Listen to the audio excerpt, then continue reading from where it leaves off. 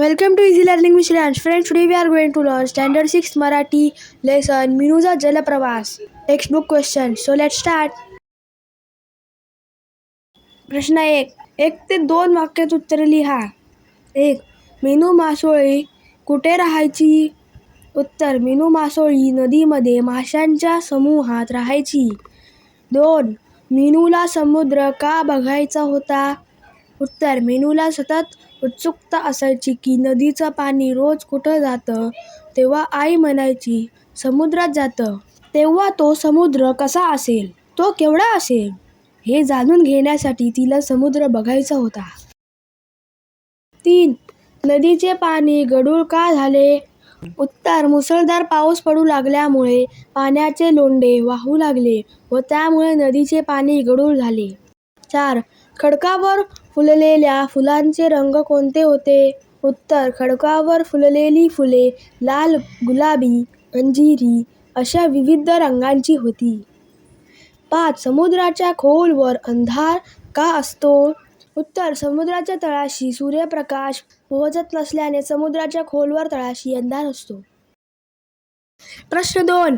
खालील प्रश्नांची 3-4 वाक्यात उत्तरे लिहा. लेखिकेने नदीचे वर्णन कसे केले आहे? उत्तर: नदीत खूप खूप पाणी होते. ते पाणी निळे निळे, थंडगार व स्वच्छ होते. इतके स्वच्छ की तळाची वाळू दिसायची, गोल गोल गोटे दिसायचे आणि सुळसुळ पोहणारे छोटे मासेही दिसायचे. असे लेखिकेने नदीचे वर्णन केले आहे. मीनूची व आईची चुकामुक का झाली? उत्तर: एक दिवस मुसळधार पाऊस पडू लागला. जमिनीवरून पाण्याचे लोंढे वाहायला लागले. नदीचे पाणी गढुळले. मासे बावरून एकमेकांना शोधू लागले, पण कोणीच कोणाला दिसेना. पाणी वेगाने वाहत होते.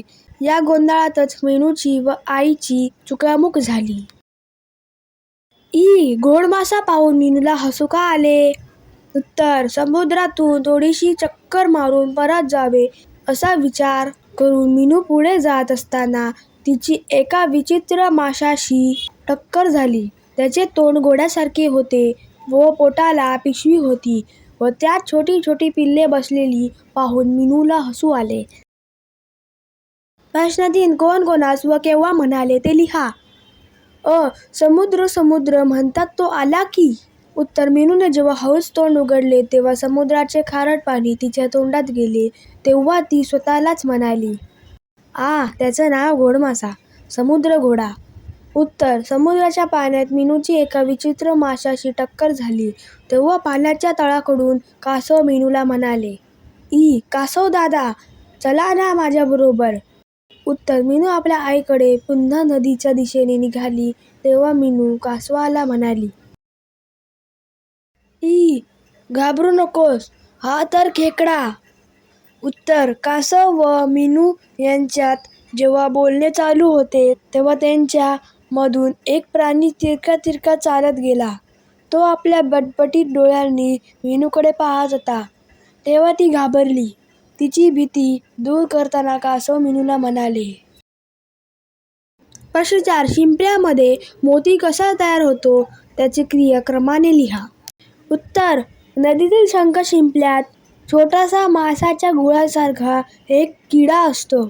या शिंपल्यात चुकून एखादा वाळूचा कण गेला की तो त्याच्या अंगाला टोचू लागतो. मग तो किडा आपल्या अंगातून पातळ रस काढून त्या कणावर गुंडाळतो. बोचरं संपत नसल्यामुळे तो अधिकाधिक रस त्यावर गुंडाळतो. मग त्यातूनच पुढे छानदार मोती तयार होतो. प्रश्न 5. 4-5 ओळीत वर्णन करा. घोड मासा. उत्तर: घोड मासा दिसायला विचित्र असतो. त्याचे तोंड घोड्यासारखे असते. त्याच्या पोटाला पिशवी असते. त्यात छोटी छोटी पिल्ले बसलेली असतात. घोड माशाचा रंग पिवळा असतो. त्याला समुद्र घोडा असेही म्हणतात. खेकडा. उत्तर: खेकड्याचे डोळे बटबटीत असतात. खेकड्याला 6 किंवा 8 पाय असतात. त्याच्या पाठीवर कठीण कवच असते. तो तिरका चालतो. त्याच्या तोंडाजवळ 2 नांग्या असतात. नांग्यांमुळे खेकडा स्वतःचे संरक्षण करतो. त्यांच्यामुळे तो भक्ष्यही पकडतो. प्रश्न 6. इवलीशी यासारखे आणखी शब्द लिहा. उत्तर एवढीशी, छोटीशी, लहानशी, थोडीशी. प्रश्न 7 समानार्थी शब्द लिहा.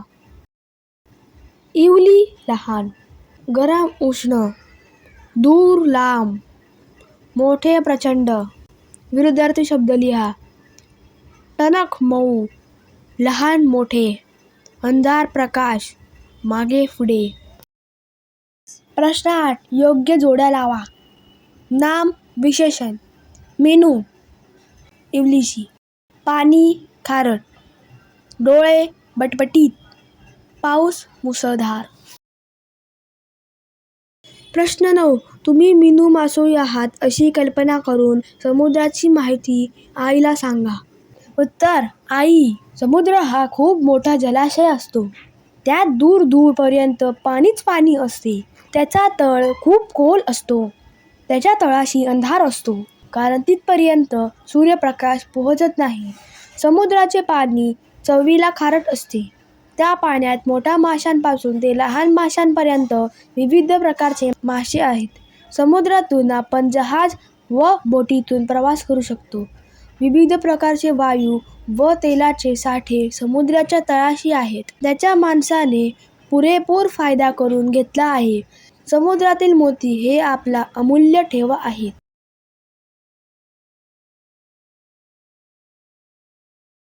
So friends, if you like this video, please subscribe my channel and don't forget to press the bell icon.